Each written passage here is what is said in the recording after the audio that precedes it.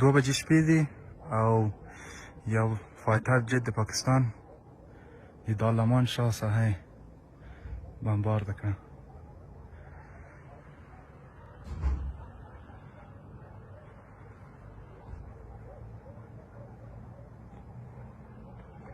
دو بجې شپې دي او یو فایټر جت د پاکستان د دارالامان شاه ساحه بمبارد کړه.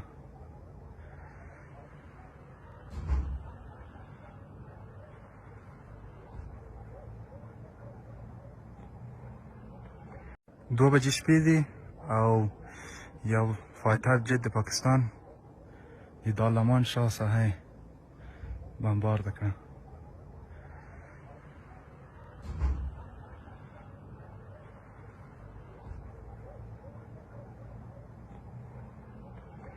دو بجې شپې دي او یو فایټر جت د پاکستان د دارالامان شاه ساحه بمبارد کړه.